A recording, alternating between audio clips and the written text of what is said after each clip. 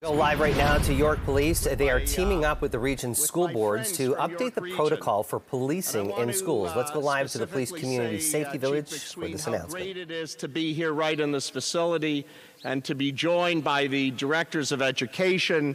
And Norma, it's nice to see you from the Police Service Board. Thank you for being here. This flagship police service is an exemplar of our province. And York Regional Police Service, make no mistake, is so important to the safety of our province.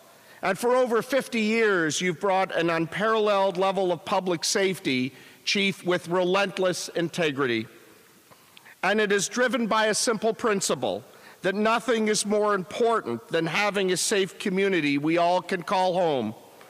Our government, led by Premier Ford, will always be persistent when it comes to our public safety and having the backs of everyone that are a part of it. And today is no different. Whether we're working with our local police service partners like YRP to fight auto theft, to combat violent home invasions, to get the illegal guns off our streets, and to put the repeat offenders behind bars where they belong, our government will work morning, noon, and night to prioritize our public safety. Ontarians, regardless of where they live, will always be able to count on us. And earlier this morning, I was pleased to meet with our newest class of recruits from YRP, who I just had the privilege of seeing last Wednesday in Elmer, Ontario, at the Ontario Police College, where they graduated in one of the largest classes, the basic constable training class ever assembled, a further commitment by this government to put more boots on the ground. And I might add, right here in York Region, they are an exceptional group of individuals who will make a difference in this community's life every day. And they bring with themselves on their journey their commitment, their courage, and their life's experiences, so incredibly valuable as they assume their new roles as the pillar and protector of our public safety. They have joined a story much larger than themselves. Public safety in our communities is a sacred trust, and I will tell you why. You see, everyone has an equal, inherent right to live safely in their own homes, to wake up their kids and loved ones, to see them off to school, to check in on our seniors, to go to work, to shop, and to pray safely, regardless of our faith, our heritage, or our culture, and regardless of where we came from or how we got here. Public safety is a shared responsibility, and anything we can do to create more awareness for communities and our youth has a potential to have lasting impacts. Earlier this summer, I was delighted to see for myself the success of this relationship of the local youth and policing initiative, the YIPPY summer programs across Ontario. This program, thanks to YRP, is also offered here. The YIPPY program allows our kids to have a paid opportunity at a local police service and develop job skills while fostering positive partnerships with local police. And over time, we have seen many participants go on and become police officers themselves. And that's why I truly appreciate so much the collaboration of the York Region District School Board and the other school boards who have collectively...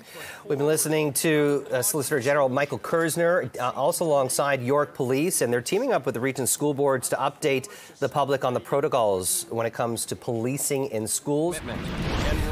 Let's go back live to York Police alongside the region's school board, and they're updating the public on the protocol for policing in schools. Let's listen in.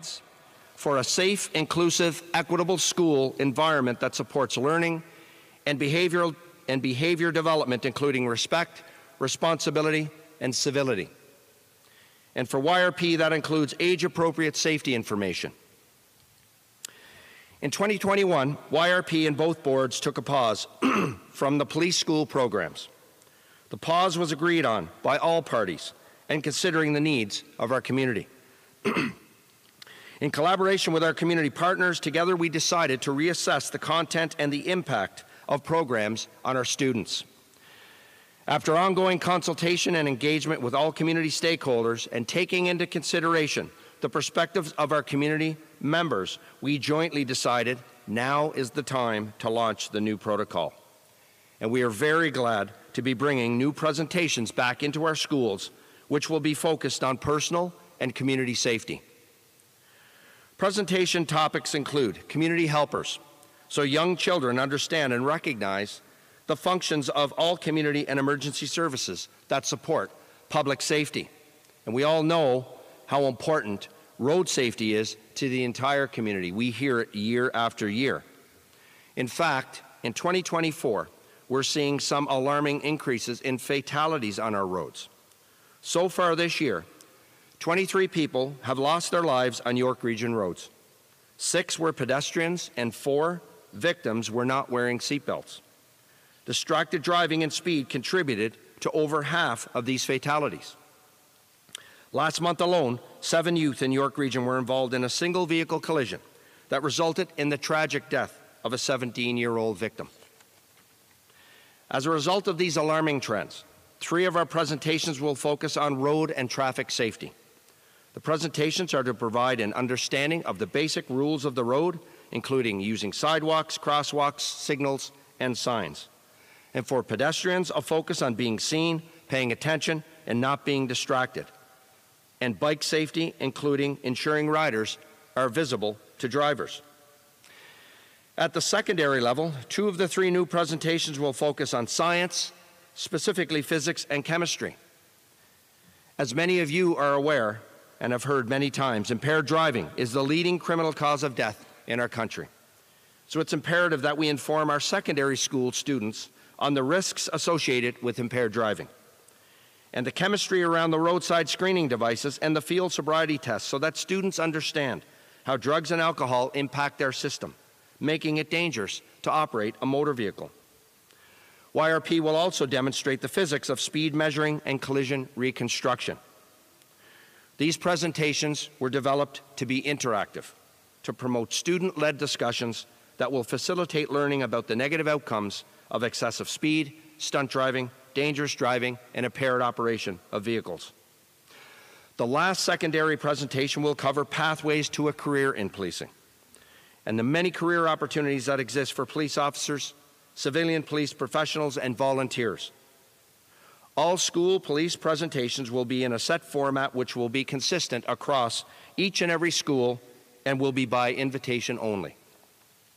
YRP will be invited to deliver one of the standardized presentations as guests of the school and at the discretion of the school administrator and administrators. Parents will be provided 2 weeks' notice and advised of the presentation topic. As the school year continues, we will continue to work with our partners at the school boards on evaluating this program to ensure we are meeting the needs of students, families, and the community. We're thrilled to launch the new protocol, and we're confident it achieves the goal of informing our students on how they can keep themselves and others safe. It is a shared responsibility. We'll continue to support our school boards as they have supported us. We look forward to the opportunity to once again connect with our youth directly. So on behalf of our entire organization, I continue to be very grateful for the strong ongoing partnership with our boards. Together, through programs like this, we continue to contribute to the overall safety and well-being of our communities. Thank you.